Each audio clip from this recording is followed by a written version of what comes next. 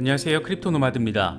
지금 증시도 비트코인도 가장 직접적으로 영향을 받고 있는 요인은 단연 인플레이션 관련 지표들입니다. 41년 최고 물가 수준을 확인하고도 그래도 나름 시장이 긍정적인 흐름을 보이고 있는 것은 어쩌면 인플레이션이 이미 정점을 지났을 수도 있을 거라는 점을 가리키는 지표가 공개됐고, 추가로도 이런 방향성을 보이는 지표가 공개될 거라는 기대감이 깔려있기 때문입니다.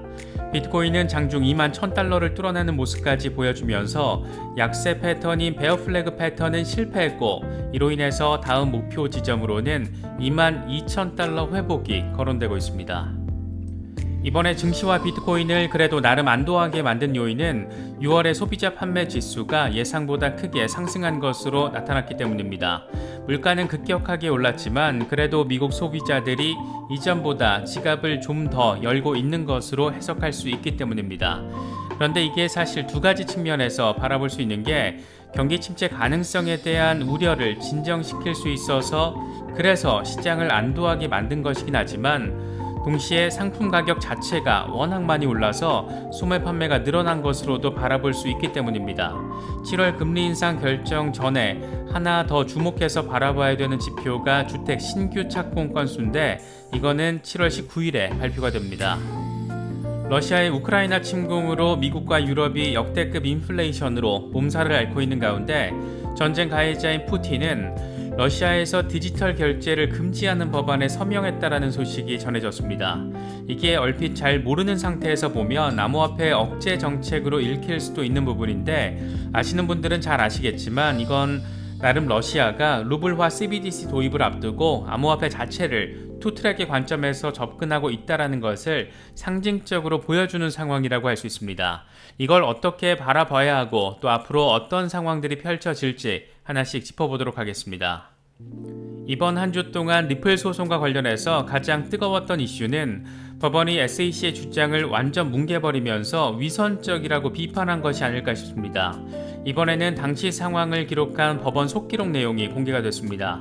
SEC 변호인의 멘트를 바라보고 있으니까 왜 사라내번 판사가 SEC를 위선적이라고 그렇게 강도 높게 비판을 했는지, 법을 존중하는 게 아니라 자신들의 목적에 맞게 활용한다라고 비판을 했는지 10분 이해할 수 있는 부분입니다. SEC가 제대로 된 정상적인 스탠스를 앞으로 취하지 않을 경우에 어떤 일이 벌어지게 될지 정말이지 참 기대되는 부분입니다.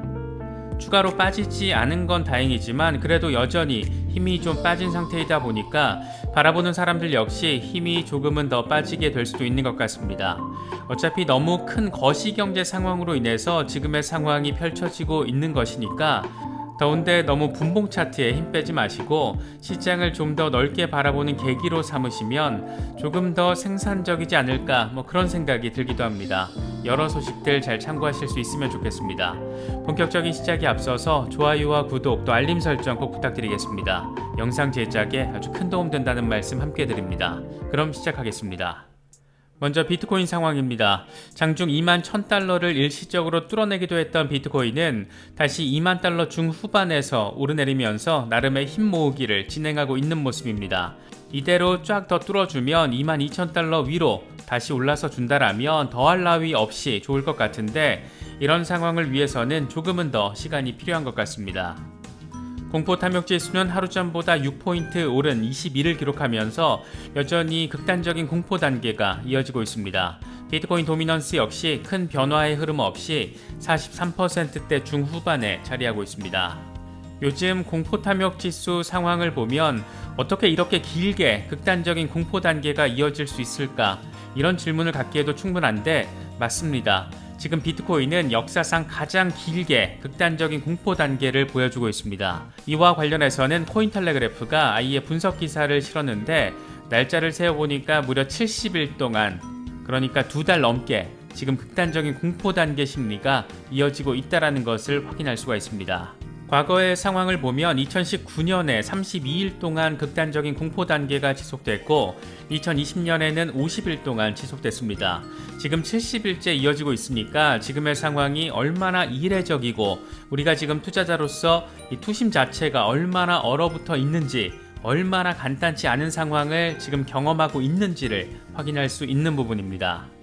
이와 관련해서 센티멘트의 데이터를 인용하면서 잠재적으로 괜찮은 돌파 신호가 포착됐다 이런 평도 덧붙였는데, 센티멘트는 미국의 이번 CPI 발표 이후에 S&P 500과 금이 하락세를 보이는 동안 비트코인과 알트코인은 회복세를 보였다, 이렇게 상관관계가 유지되지 않는다면 잠재적으로 좋은 신호라고 할 수 있다, 이렇게 밝히기도 했습니다. 이건 참 당연하고도 기대되는 포인트인 게, 증시와 탈동조화 현상을 보인다는 것은 비트코인이 인플레이션 해지 수단으로서의 역량을 강화시키고 있다는 부분으로도 해석할 수 있기 때문에 여러모로 기대 포인트로도 바라볼 수 있는 부분입니다. 비트코인이 나름의 반등세를 이어가면서 그동안 우려됐었던 약세 패턴 하나가 무효화됐다는 점도 포착됐습니다. 코인데스크는 비트코인의 반등으로 인해서 이번 주 초에 일간 차트에서 확인됐던 약세 지속 패턴, 베어 플래그 패턴이 무효화됐다라고 분석했습니다. 통상 약세 패턴으로 불리는 베어 플래그는 매도 세력이 지쳤다라는 것을 암시하고 강세 상황으로의 반전을 의미하는 경우도 있습니다. 특히 4시간 차트 기준으로 RSI가 50을 넘어서면서 이 강세 영역으로의 진입을 확인했고, 이를 통해 상승 흐름이 지속될 가능성을 보여주고 있다라고 평가했습니다. 이건 다른 말로 하면 이미 매도 물량이 나올 건 다 나왔기 때문에 이제 매수세가 붙을 수 있는 상황이라는 것이고, 어쩌면 바닥을 이미 찍었을 수도 있다라는 점으로도 해석할 수가 있습니다. 이번에 이렇게 나름 시장에 안도 시그널을 안긴 요인으로는 새롭게 더해진 거시경제 지표 2가지를 꼽을 수가 있습니다. 먼저 미국의 6월 소매 판매가 전월 대비 1%포인트 상승하면서 다시 증가세로 돌아선 것으로 나타났습니다. 가구와 식품, 휘발유 등에서 더 많은 돈을 썼고, 의류와 건축, 자재 등에 대한 소비는 감소한 것으로 나타났습니다. 이런 상황 자체는 일단은 이 경기 침체 가능성에 대한 우려를 어느 정도 진정시키는 부분으로 1차적인 해석이 가능합니다. 하지만 이렇게 소매 판매가 늘어난 것은, 그러니까 미국인들이 더 지갑을 열었던 것은 상품 가격이 이미 많이 올랐기 때문에 돈을 더 쓸 수밖에 없는 상황에 따른 결과로도 바라볼 수가 있습니다. 그러니까 상품을 더 사기 위해서 돈을 더 쓴 게 아니라 이미 상품 가격이 오를 대로 올랐기 때문에, 그러니까 인플레이션이 심각한 수준으로 치솟았기 때문에 높은 가격을 감당하기 위해서 어쩔 수 없이 소비가 증가한 것으로도 해석이 가능합니다.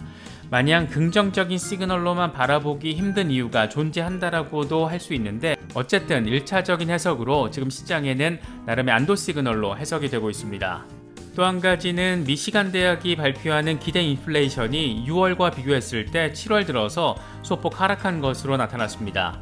이 수치는 연준이 의미 있게 참고하는 자료여서 시장의 주목을 받고 있는데, 기대 인플레이션이 하락하면서 소비자 심리 지수 역시 개선된 것으로 나타났습니다. 이와 관련해서 파이낸셜 타임스는 인플레이션이 이미 정점을 찍었을 가능성이 있다라고 소비자들이 판단한 결과다, 이렇게 나름의 해석을 제시하기도 했습니다. 그러면서 이런 상황을 근거로 바라보면 1%포인트 금리 인상을 단행하기는 어려울 것이다, 파이낸셜 타임스가 이렇게 전망치를 제시하기도 했습니다. 실제로 CME 페드워치를 보면 7월 FOMC 회의에서 1%포인트 금리 인상 가능성은 이미 30% 아래로 주저앉았습니다. 이틀 전에 이게 80%를 넘어선 것과 비교하면 시장의 감정 자체가 엄청 크게 뒤바뀐 것을 확인할 수가 있습니다. 반면 0.75%포인트 인상 가능성은 70%를 다시 넘어선 상태입니다. 추가적으로 악재 소식이 더해지지 않는 한 7월에는 기존의 예측치대로 0.75%포인트 인상이 이뤄질 가능성이 지금으로서는 상당히 높다라고 바라볼 수가 있습니다. 여기에 미국, 중국 정상회담 이슈, 미국 사우디 회담 결과 이런 것들이 긍정적으로 더해진다라면 어쩌면 시장이 한 번 더 안도 시그널이 의미 있는 수준으로 더해질 수도 있지 않을까 기대되는 포인트입니다. 연준의 FOMC 회의 전에 주의해서 바라볼 필요가 있는 지표로는 미국의 주택 착공 건수를 꼽을 수가 있는데, 이건 한국 시간으로 7월 19일 밤 9시 반에 발표가 됩니다. 다행히 전달보다는 소폭 상승할 것으로 예측된 상태입니다. 주택 착공의 경우에는 주택 시장 회복의 속도를 보여주는 지표로, 주택 착공이 증가한다는 것은 건설 노동자, 건설 하청업체 등 이 관련 산업을 비롯해서 내구재 수용 등 다른 산업에도 파급 효과를 미칠 수 있는 것을 기대할 수 있다는 걸 의미합니다. 이것도 긍정적으로 나와준다라면 역시 경기 침체 우려를 감소시키는 요인으로 해석될 것이기 때문에 연준으로서는 굳이 부담을 짊어져 가면서 1%포인트 금리 인상을 단행할 이유가 하나 더 사라지는 셈으로 바라볼 수가 있습니다. 지금 전 세계를 이렇게 인플레이션과 금리 리스크를 겪게 만든 러시아. 이 러시아는 요즘 상당히 룰루랄라 환경을 맞이하고 있는데 이번에는 푸틴, 이 정신나간 인간이 러시아 자국 내에서 암호화폐를 지불 수단으로 사용하는 것을 금지하는 법안에 서명했다라는 소식이 전해졌습니다.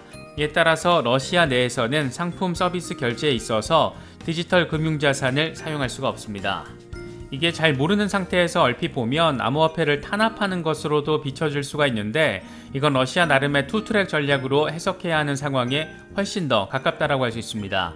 러시아 내부에서는 앞으로 도입될 루블화 CBDC를 통해서 결제를 이루어지게 만들고 러시아 밖에서의 국제무역에서는 비트코인 등 암호화폐를 사용해서 결제가 이루어지게끔 만들겠다라는 겁니다.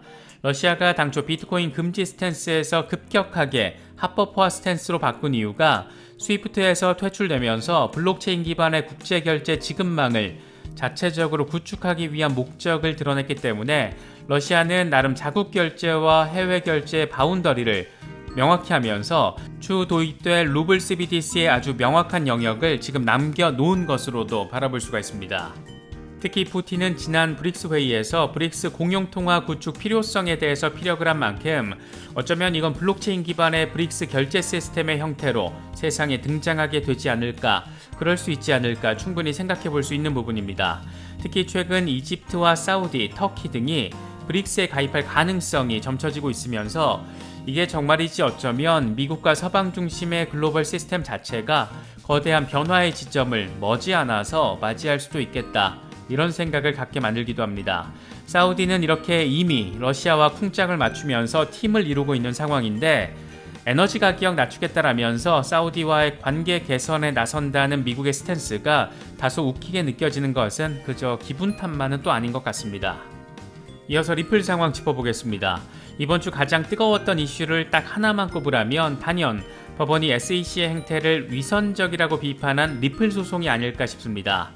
당시 대체 어떤 말들이 오갔길래 점지하는 사라 내법 판사가 SEC는 위선적이다, 동어 반복을 하고 있을 뿐이다, 법을 존중하는 게 아니라 자신들의 목적을 위해서 법을 악용하고 있는 것이다, 이렇게 독설에 가까운 비판을 쏟아낸 건지 상당히 궁금했었는데 이번에 당시의 녹취록 속기록 내용이 공개가 됐습니다. 진짜 눈에 띄는 딱 한 문장만 봐도 와 정말 가관이었구나 이런 생각을 갖게 만듭니다. 이 문장이 지금 XRP 홀더들 사이에서 가장 뜨겁게 회자되고 있는 부분인데 SEC 변호인의 멘트이고 내용은 이렇습니다. 흰머니 법적 지원을 받은 가장 주된 목적은 정부 기관의 법적 지원을 제시하기 위한 것이었다. 그것의 목적은 시장에 가이던스를 제공하기 위한 것이었다. 그리고 기본적으로 흰머는 SEC가 시장을 어떻게 바라보고 있는지에 대한 관점을 제공했던 것이고 여기서의 관점이란 것은 SEC가 디지털 자산을 증권법 아래에서 어떻게 다룰 것인지에 대한 부분이다. 이렇게 내법 판사 앞에서 씹으려버렸습니다.